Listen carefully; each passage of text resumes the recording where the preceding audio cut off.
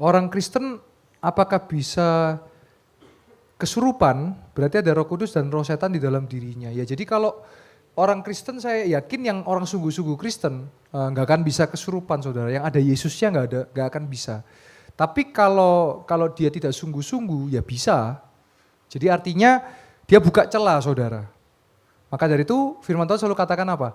Berjaga-jagalah dan berwaspadalah. Seperti itu. Jadi harus senantiasa, karena tadi saya katakan ya Roh Kudus adalah pribadi yang dimana kita harus selalu andalkan Roh Kudus. Jangan pernah kita tinggalkan Roh Kudus atau kita anggurkan dia, enggak bisa. Seperti itu ya Bapak Ibu ya. Baik. Selanjutnya, apakah ada perbedaan berdoa di dalam nama Yesus dan demi Yesus? Ada bedanya. Sebetulnya kalau di Alkitab memang dicatat mengusir setan demi nama Yesus ya. Tetapi kalau dalam praktek saya biasanya saya ya mendoakan dalam nama Yesus. Ya sebetulnya demi itu lebih ke sumpah, betul ya? Karena kan demi Tuhan gitu kan. Tapi sejatinya paling enak ya dalam nama Yesus itu aja. Kalau demi itu karena ada unsur, bagi saya ada unsur yang kayak memaksakan gitu. Kalau saudara istilahnya terjadi terpaksa kan kurang nyaman. Tapi kalau di dalam nama Yesus ada satu naungan begitu. Jadi kalau saya lebih prefer ke dalam nama Yesus. Jangan dalam namamu, dalam namanya, atau bahkan saudara doa tidak ada dalam nama Yesus. Saya sering dengar ya kadang-kadang pelayan, haleluya amin, harus dalam nama Yesus. Karena doa itu dalam nama Yesus. Saya harus mengedukasi. Jadi ya perbedaannya di situ aja sih. Tetapi saya biasanya lebih prefer ke dalam nama Yesus, in the name of Jesus, dalam nama Yesus. Ya bisa dalam nama Tuhan Yesus, dalam nama Yesus Kristus, atau di dalam nama Yesus, nah itu bisa ya, seperti itu. Karena dicatat juga dalam Alkitab bahwa berdoalah di dalam namaku, ku di situ adalah Yesus. Jadi dalam nama Yesus. Baik, lanjut lagi. Makanan sembayangan apa boleh dimakan? Tidak boleh. Itu ada, dicatat di Alkitab. Saya bukakan ayatnya ya. Nah, itu ada tuh. Jadi kalau saudara datang ke pemakaman yang berbeda dan ada makanan dan sudah disembayangi, nggak boleh dimakan saudara. Dibungkusi tetap nggak boleh dimakan. Bentar ya, saya tampilkan ayatnya ya. Multimedia bisa mulai siap Alkitab. Bentar ya, ini.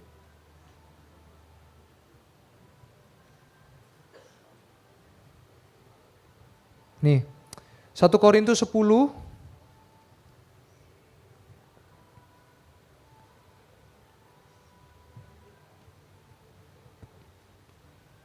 Nah, 1 Korintus 10 ayat 28. 1 Korintus 10 ayat 28. Ini jelas. Tetapi kalau seorang berkata kepadamu itulah persembahan berhala, janganlah engkau memakannya. Karena dia yang mengatakan hal itu kepadamu dan karena keberatan-keberatan hati nurani. Jelas Bapak Ibu Saudara, jadi kita tidak makan makanan yang disembayangi. Saudara, saya pernah ke satu gunung di dekat kota Malang, saya tidak menyebut gunung apa, tetapi di situ ada jualan makanan untuk persembahan. Nah saya kan suka wisata kuliner, itu jadi ada dua tipe, kita bisa pesan makanan itu yang sudah disembayangi sama sebelum disembayangi. Nah saya waktu itu saya minta tidak disembayangi, jadi saya makan sebelum disembayangi. Karena dia jual ayam goreng apa, itu ada di satu gunung deh yang saudara pasti tahu ada yang sering pesugihan di situ.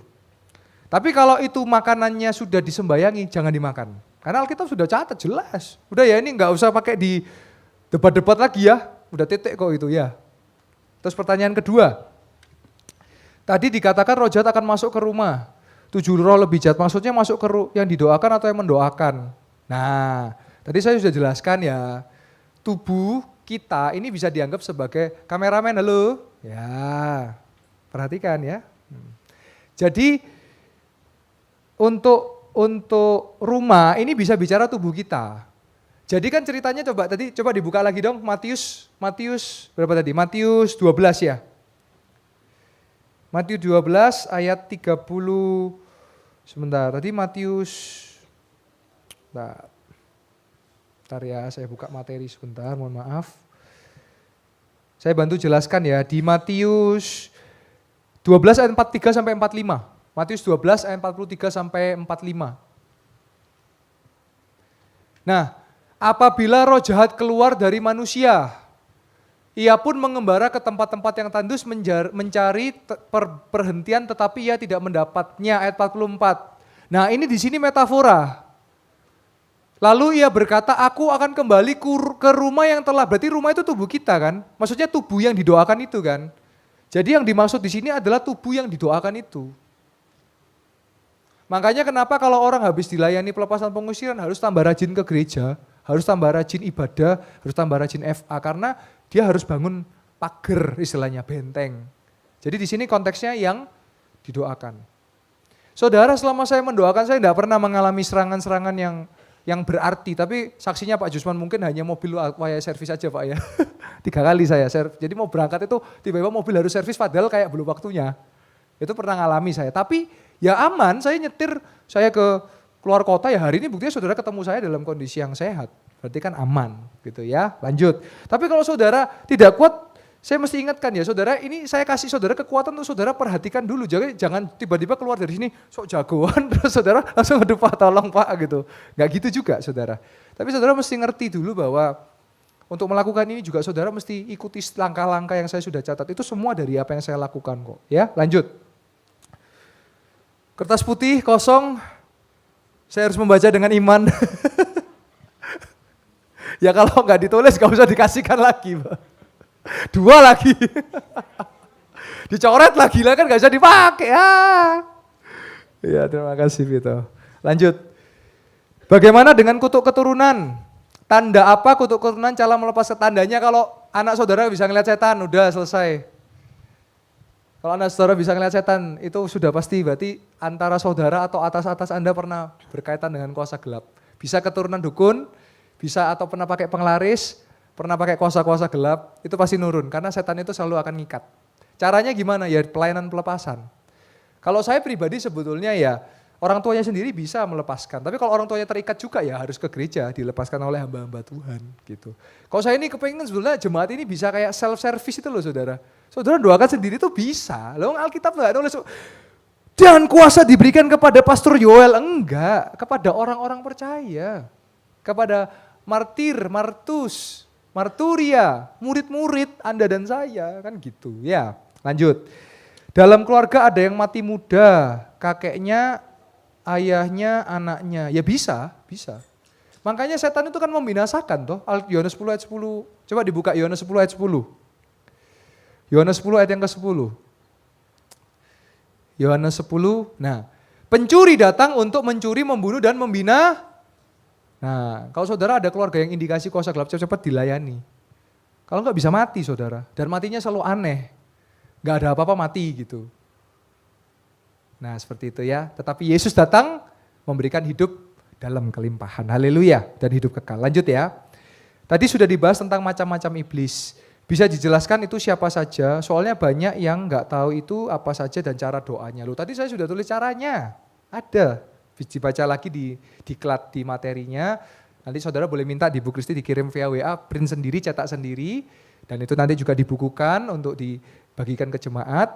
Ya itu ada macam-macam namanya tadi, di situ ada nanti supaya mempersingkat waktu saudara baca kayak misalnya Abaddon itu siapa, Apollyon itu siapa, Belzebul. Nah ada gara-gara nyebut Belzebul saudara, ada orang bertanya loh Pak saya pernah melihat dari yang lain bisa ngusir setan, kok bisa ya Pak ya? Padahal kan katanya nama Yesus. Kita lihat sama-sama yuk, Matius 12. Matius 12. Matius 12.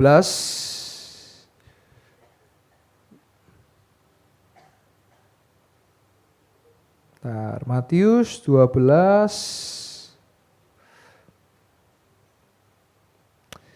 26.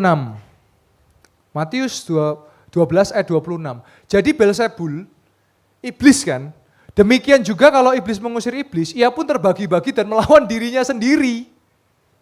Bagaimanakah kerajaan dapat bertahan? Jadi kalau saudara ngelihat orang nyebul-nyebul, apalagi kalau sudah nabur garam, iki. Jangan jadi pedagang garam loh ya. Beberapa kali saya datang ke rumah yang ngomong, Pak ini saya sudah tabur garam kok nggak setan, kok pocongnya nggak pergi Pak. Saya bilang pocong ya pinter, ya nggak pakai garam. Pocong itu kabur pakai apa? Nama Yesus.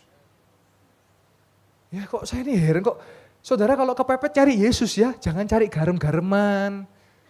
Terus nyari paku, ada lagi yang ditancap paku. Ini loh Pak paku Pak, supaya setan ini kalau lewat itu kecantol. Ya setan terbang toh. Saya nih yang kena, lah itu. Setan itu lebih pintar dari, sekarang setan itu 5.0 Bapak Ibu. Masuk teknologi juga. Kita sih bingung antara timun ambek bengkoang buah apa sayur. Nah iya. Kalau buah ada bijinya. Lah itu. Lah tomat. Apa namanya? Bengkoang. Ayo. Kalau sayur gak ada bijinya lah tomat lah itu. Wis bingung wis bahas itu terus saya ya. Nah jadi saudara jangan heran kalau saudara melihat metode-metode yang nyebul apa itu kayaknya bisa. Kita udah nyatet. Iblis bisa lawan iblis. Itu bukan diusir, didiemno itu namanya. Dikalemno, ngongkong kalikong kok ya. Baik lanjut lagi. Shalom Pastor Yoel, mohon izin bertanya, bagaimana cara memberi pengertian kepada orang tua atau keluarga yang masih percaya akan kepercayaan weton ya. Weton apa weton ya? Weton ya. Padahal percaya Tuhan Yesus, bahkan dalam beberapa kesempatan mengkultuskan kepada weton tersebut daripada Tuhan Yesus. Ya harus diingatkan terus. Kita itu punya kebiasaan gini, ini yang harus kita rubah, revolusi mental ya. Kejadian dulu baru belajar gitu loh. Contoh ya, jalan lubang. Ini saya kasih ilustrasi ini. Nunggu motor kecemplung sampai ada yang mati baru ditembel kan begitu. Saya sekolah di Singapura, itu kecuil, aspal itu kan lawannya air ya. Kena air cuil itu loh langsung sama petugasnya langsung ditutup. Karena kalau itu cuil dikit, motor itu sudah bisa oleng. Kita kan gitu ya. Padahal peribahasa kita sedia payung sebelum hujan. Nunggu di rumahnya ada apa baru.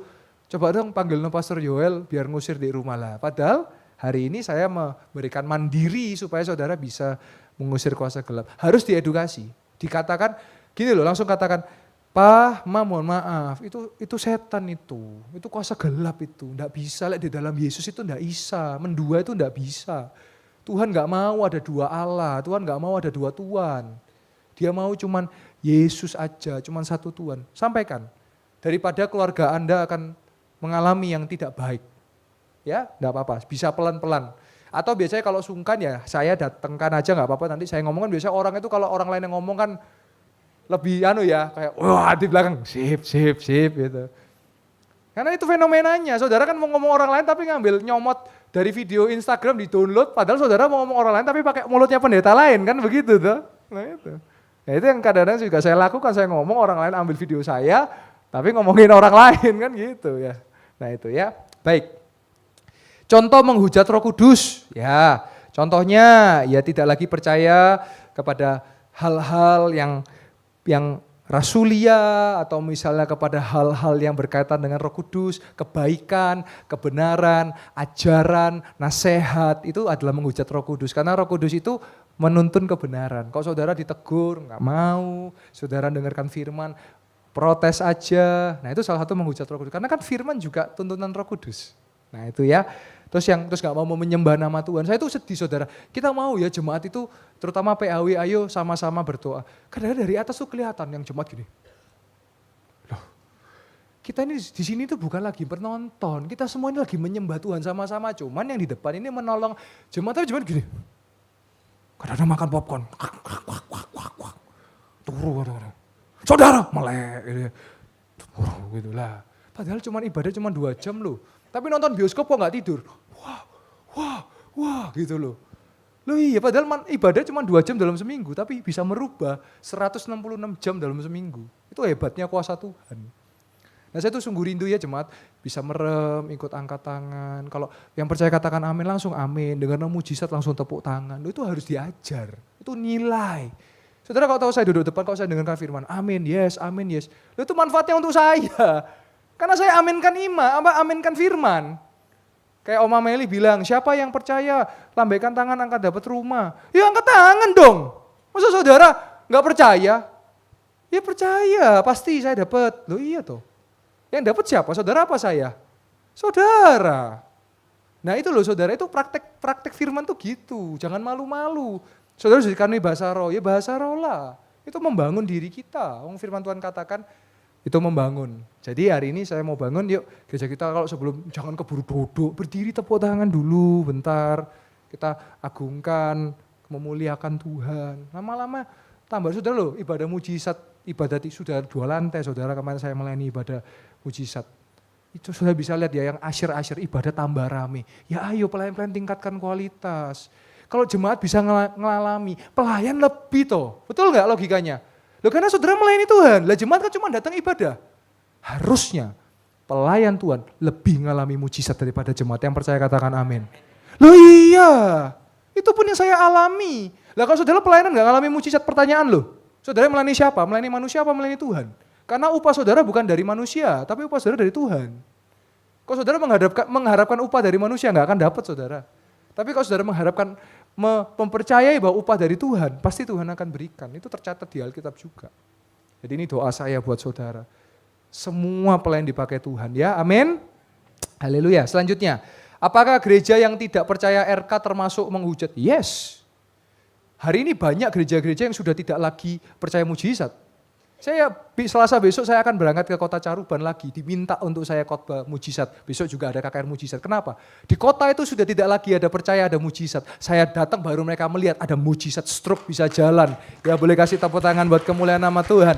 Stroke bisa jalan. Terus orang sakit jadi sembuh, tongkat itu ada tongkat di situ saudara bisa lihat.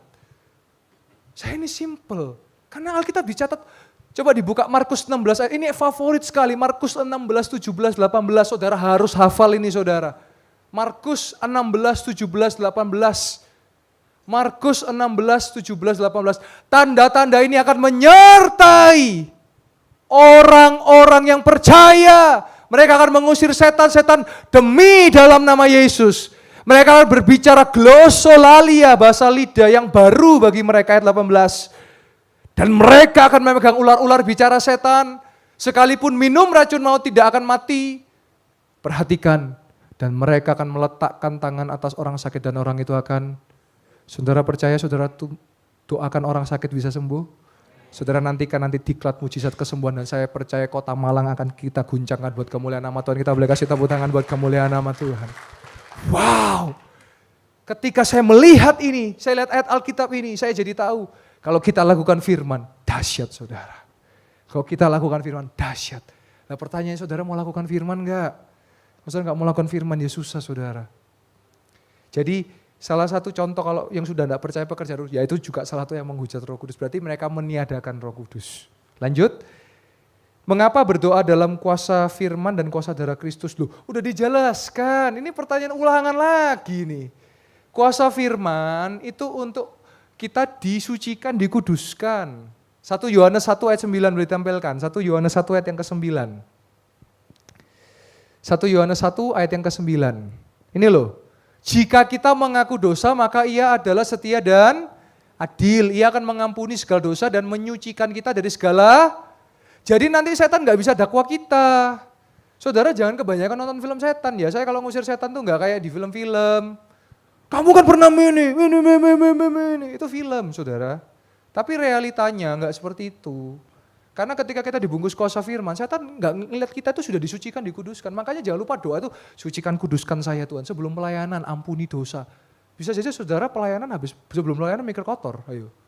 Naik motor, sampai gereja ngelihat ada yang laki misalnya, ngelihat perempuan. Wow gitu. Tapi mau pelayanan sih doa dulu, nanti lanjut lagi lah. Ya enggak kudus itu saudara. Iya. Nah itu kuasa firman, kuasa darah, dilindungi, serangan balik. Jadi saudara, kalau saya mau berangkat pelayanan selalu tutup bungkus kuasa darah Kristus, istri, anak hambamu, keluarga hambamu. Karena kalau kita nggak doakan ya setan akan nyerang. Entah itu sakit. Saudara pernah nggak ngelihat ada fenomena-fenomena anak malam nangis-nangis, yang nangisnya tapi nggak masuk akal. Kalau nangis karena minta susu ya itu masuk akal. Tapi kalau nangis yang terus nunjuk di pojokan, nah itu harus didoano. Makanya dari kecil diajari berdoa anak saudara. Penting. Loh anak kita itu dari kecil udah bisa diajak omong. Anak saya dari kecil saya ajak omong dan saya ajari doa. Itu doa Tuhan Yesus, ini bla bla bla bla bla. Sampai ikut-ikut kadang-kadang kayak tumpang tangan. Karena ngelihat saya kalau doa di telepon, saudara, saya itu juga tumpang tangan walaupun yang didoakan nggak kelihatan.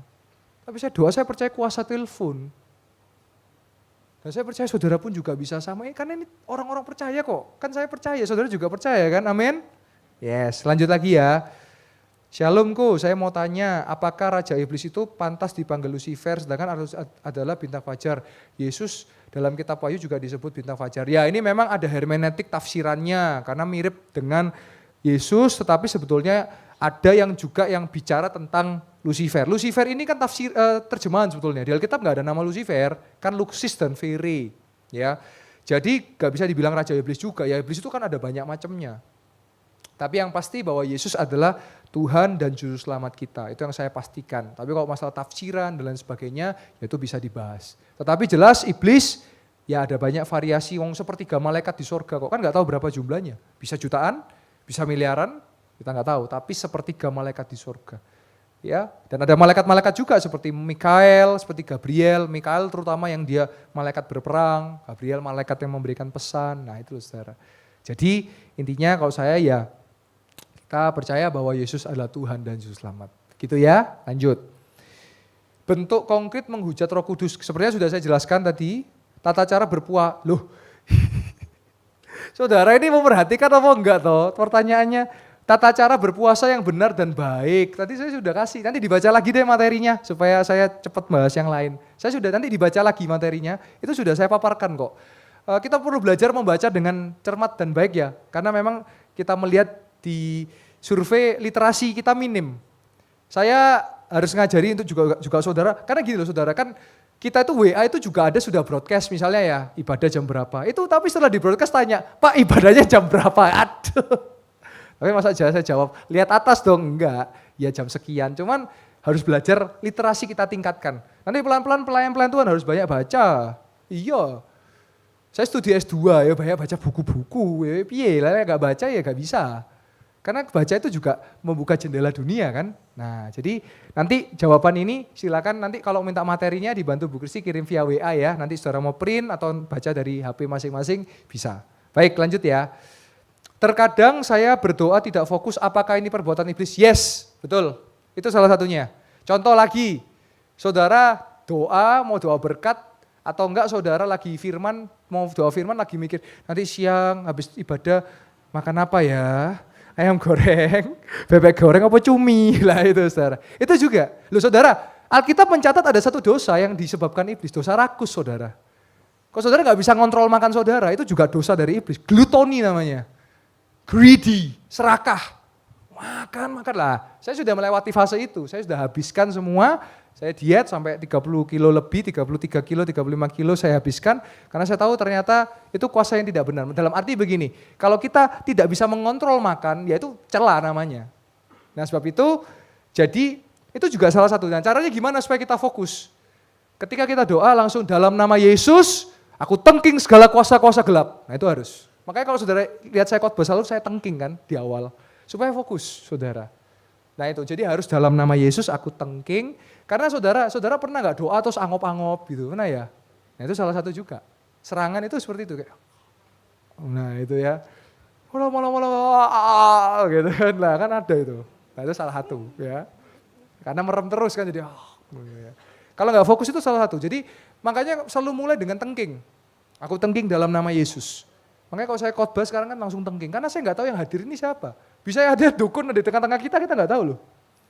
Karena ada orang, sekarang banyak yang nggak suka kan, dilepaskan, namanya dukun suka ya nggak suka lah. Bisa aja, tapi makanya kita patahkan, hancurkan dalam nama Yesus ya. Lanjut. Jika kakek saya menganut kejawen, misal simpan keris, ada ritual-ritual mandi kembang, tapi mama saya tidak ikut dan tidak pernah ada kejadian aneh atas mama saya maupun apakah saya keturunan bahwa saya perlu dilayani dan pelepasan. Nah gini, udah ada indikasi nggak keturunannya? Nanti cek aja keturunannya. Kalau saya bilang nanti pasti akan nyari pengganti atau penerus. Pasti. Terutama anak sulung atau cucu pertama. Caranya gimana? Selagi kakeknya masih hidup, minta tolong kerisnya, ritualnya dihentikan atau dibakar. Kalau enggak nanti keturunannya soro. Yes. Ini sudah terbanyak terjadi. Seperti itu ya. Baik. Shalom Pastor Yoel, saya mau tanya, saya melihat adat di desa yang mengadakan ritual syuro atau syuro dengan mengangkat upacara atas atau kegiatan adat bagaimana. Ya, jadi gini loh, ada namanya adat budaya contoh. Misalnya kalau saya ada namanya gongsi facai, ya, itu kan ada penyembahannya. Tapi kalau cuma acara makan-makan kumpul keluarga bagi-bagi angpau, kalau sekarang saya sudah bagi-bagi angpau ya, buat ponakan saya, buat atau enggak saudara saya yang belum menikah gitu ya. Nah itu saya bagikan. Itu tapi saya nggak ikut penyembahannya ya nggak apa-apa. Lah kalau syuro ini kan sudah jelas-jelas ritual. Ya jangan diikuti. Masuk misalnya kayak bantengan, kuda lumping ya. Terus apa lagi? Kayak ular tangga enggak ya main itu ular tangga ya. Soalnya binatang-binatang ya. Lah kayak gitu-gitu debus ya, tatung kalau di Kalimantan. Itu udah kuasa gelap, wis aneh makan beling ya piye. Ya toh. Itu sudah kuasa gelap. Makanya jangan heran ya mesti ono kesurupan massal dan itu kok diulang-ulang terus ya. Makanya kita harus menangkan Kota Malang ini supaya kayak gitu-gitu itu loh. Karena kalau doa kita kuat di Kota Malang, itu ada perlindung yang nggak akan gitu-gitu, nggak bisa. Loh saudara, kita bersyukur beberapa kali sudah nggak ada apa kayak rumah hantu di MCP. Loh kita kalau doa itu paling di sana bisa kayak loh yang pengunjungnya lihat ada apa? Iya kan ada pujian penyembah di bawah. Malah setannya jadi kayak kekel-kekel ya. Saya heran kok seneng gitu, takut-takutan gitu ya. Lanjut lagi. Nah, karena biasanya kan ya kan adrenalin Pak. Supaya ini Pak, lalah. Adrenalin tuh ini loh datang ketemu Pak Japro. Adu-aduan otot itu loh, panco itu adrenalin saudara. Tapi kalau ya kan setan buat adrenalin, saya pikir kok bukan seperti itu ya. Baik. Oh iya ini multimedia saya nggak difoto ya? Dari tadi fotografernya ya? Saya perhatikan nggak ada kamera, ada? Oh iya, dokumentasi jangan lupa ya. Bagaimana cara mematahkan kutuk keturunan atau yang dikatakan indigo? Caranya didoakan, dilepaskan. Jadi nanti bisa datang ke gereja atau datang ke rumah, nanti ditumpang tangan, dilepaskan seperti itu. Ya, jadi dilepaskan dari kuasa-kuasa gelap ya. Terus selanjutnya tujuan puasa mendekatkan diri kepada Tuhan, menyangkal diri, tahan lapar, apakah tegak bersambung tulisannya. Sebelum puasa tidak bertentangan dengan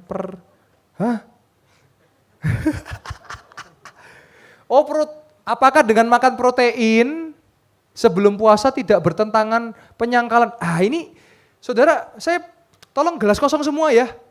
Saudara jangan bawa pengertian-pengertian sendiri ya. Ini saya paham ini. Bicara soal ini kan kayak puasa Esther, puasa Daniel begitu kan. Tolong gelas kosong dulu ya saudara ya. Gini ya, puasa-puasa itu ada macamnya, ada banyak betul. Ada 4 puasa 40 hari, ada puasa Esther, ada puasa Daud, terus ada puasa-puasa yang lain. Nah, puasa yang saya maksud ini puasa yang biasa, yang umum. Jadi makan daging boleh. Jadi nggak bertentangan. Terus saudara mau tahu nggak puasa itu untuk apa?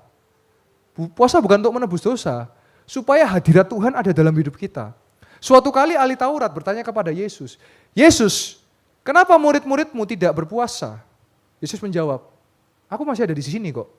Nanti kalau aku sudah pergi mereka akan berpuasa. Loh, artinya berpuasa itu saudara matikan daging saudara, dipenuhi rohnya dengan roh Allah, dengan Yesus. Jadi nggak bertentangan ya, saya paham pertanyaan ini. Jadi karena makan protein kan, loh beda kalau puasa Daniel 21 hari, itu tanpa makan daging hanya makan sayur. Kalau puasa Esther itu 3 hari 3 malam. Jadi di sendiri-sendiri kapan kita bahas soal puasa ya, tapi yang saya sampaikan itu puasa yang biasa, yang standar begitu ya. Baik. Apa yang dimaksud dari ayat Matius 7 ayat 21 sampai 23? Secara jelas maksud dari 7, 21, 23 itu adalah nabi-nabi palsu. Jadi mereka yang melayani atau mereka pakai kuasa-kuasa gelap atau mereka melayani tapi tidak menjaga kekudusan. Jadi ada 2K, satu namanya karisma. Karisma itu karunia. Yang kedua ada kekudusan. Jadi karisma itu saudara bisa dipenuhi karunia tapi saudara bisa tidak hidup kudus. Tapi nanti ketika ketemu Tuhan, Tuhan ngomong, saya gak kenal kamu, padahal kamu udah nyembuhkan orang, kamu sudah mengusir setan. Nah itu, karena itu konteksnya adalah nabi-nabi palsu, itu maksudnya. Jadi saudara nanti bisa, dan itu ada ayat yang menyatakan begini, pohon bisa dilihat buahnya, pohon yang baik buahnya baik, pohon yang buruk buahnya buruk. Gak mungkin pohon baik buah buruk, gak mungkin pohon buruk buah baik. Jadi jadilah pohon yang baik dan buahnya baik. Begitu ya. Baik, 2 pertanyaan terakhir, sepertinya 2 pertanyaan terakhir ya Vito ya, ada lagi? Oh ada, ya ini terakhir ya, lalu kita tutup di dalam doa. Ada lagi? Oh masih banyak. Ya pokoknya sampai 21, oh ya makasih Bu. Sampai 21 aja ya, berarti 5 menit. Beberapa yang saya bisa jawab ya Bapak Ibu ya, nanti kalau mau. Apakah percaya dan menerapkan Feng Shui termasuk berhala? Iya, lu iya toh. Oh, kenapa? Kenapa? Oh iya, iya.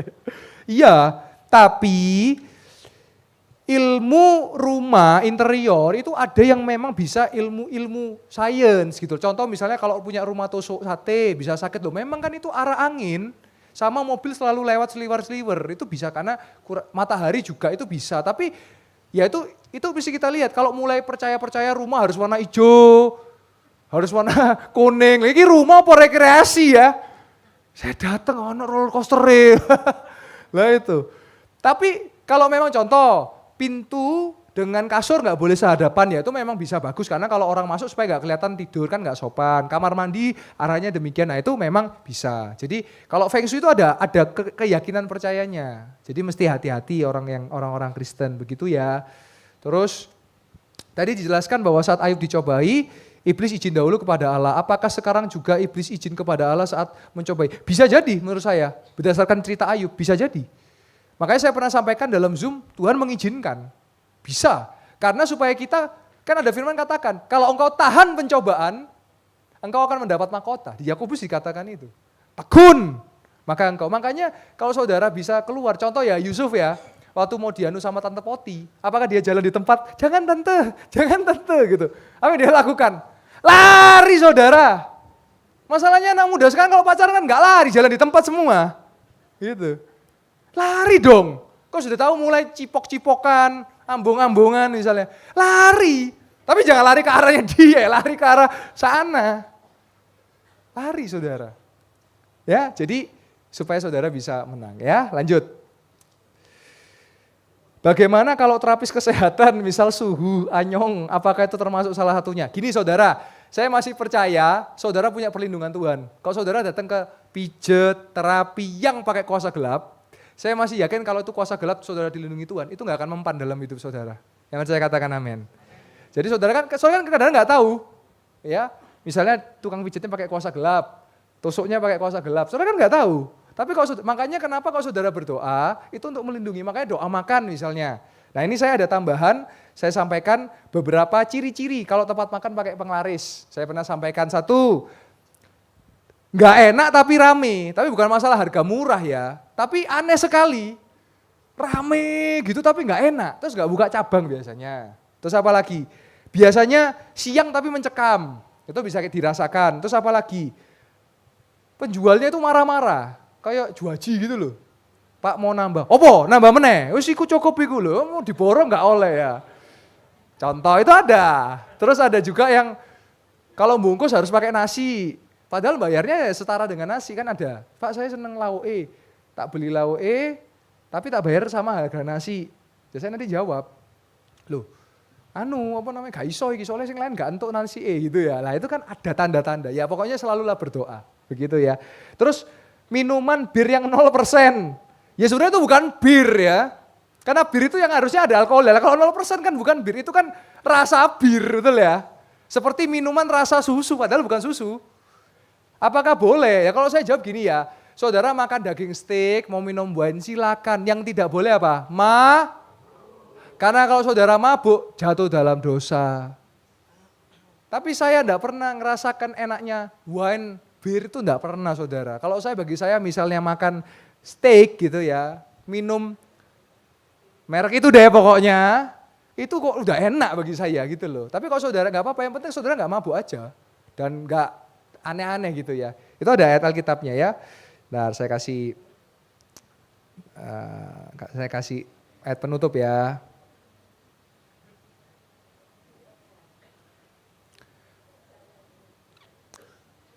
Nah, ayo Efesus 5 ayat 18.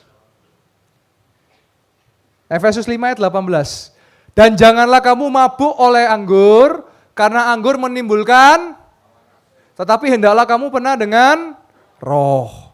Betul ya? Yang pernah mabuk angkat tangan, enggak usah ya. Kalau saudara mabuk pasti jatuhnya, kalau enggak hawa nafsu, nabrak, lek pulang, nyetir nabrak. Lek nabrak tiang sih enggak apa-apa, nabrak orang itu yang jadi masalah. Anak-anak muda ingetno konco-koncone ya wis ojo nabrak wong-wong ae. Lho iya toh, miris ya saya itu. Nabrak-nabrak lah itu ya. Ya jadi kalau saudara tanya, boleh enggak? Ya silakan minum, tapi saudara yang tahu sendiri batasannya. Saya bukan pendeta yang konservatif saudara. Tapi kalau narkoba jelas jangan, jelas pasti enggak itu ya toh. Tapi kalau itu kayak wine, itu kayak apa ya silakan. Tapi saya enggak minum itu. Saya cukup minuman soda bagi saya itu udah cukup sih kayak gitu. Gitu ya. Baik, pertanyaan terakhir sebagai penutup, saya lihat dulu yang terus kita tutup dalam doa ya.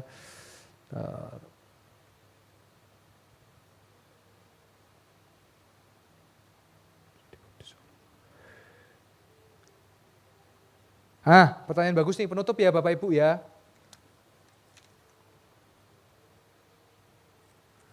Oh, ini ada singkat ini. Di kampung ada selamatan, apa boleh dimakan? Nah, kalau selamatannya itu pakai ritual nggak boleh. Tapi kalau itu misalnya cuman kayak sunatan gitu ya, terus misalnya kayak ucapan syukuran ya nggak apa-apa. Tapi kalau pakai doa-doa nggak boleh. Nah, ini pertanyaan yang terakhir. Pada saat dibaptis, seseorang apakah sudah dilepaskan dari kutuk keturunan, apa masih perlu didoakan lagi? Ada seorang mantan dukun sekarang jadi pendeta, tapi dalam prakteknya seringkali mengarah, saya tahu yang dimaksud ini ya. Saudara jangan suka nonton pendeta ini ya. Kenapa ada orangnya?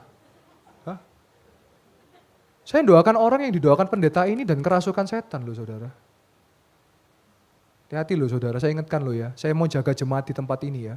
Pendeta ini saya tahu, suka bahas-bahas setan, mantan dukun. Saya doakan jemaat Tuhan di tempat ini. Yang didoakan, karena kan ngefans ya, nyari ikut KKR yang didoakan, ketempelan pulang. Karena apa?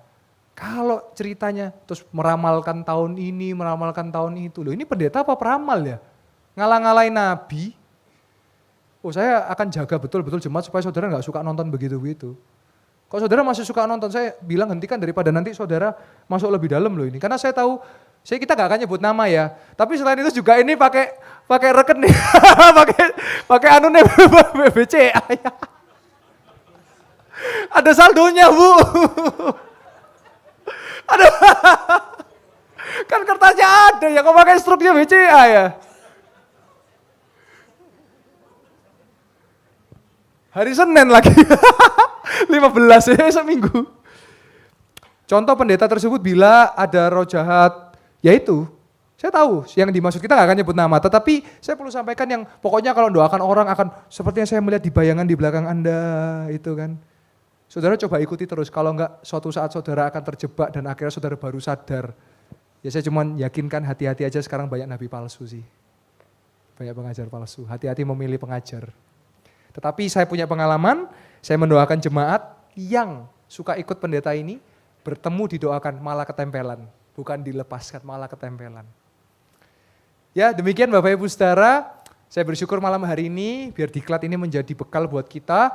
Saya terus berdoa buat pelayan-pelayan Tuhan, ayo alami dipenuhi kuasa. Saya mau bukan hanya saja, saya saja yang dipakai Tuhan, tetapi engkau mendoakan orang sakit menjadi sembuh. Engkau bisa mendoakan yang terikat dan dilepaskan.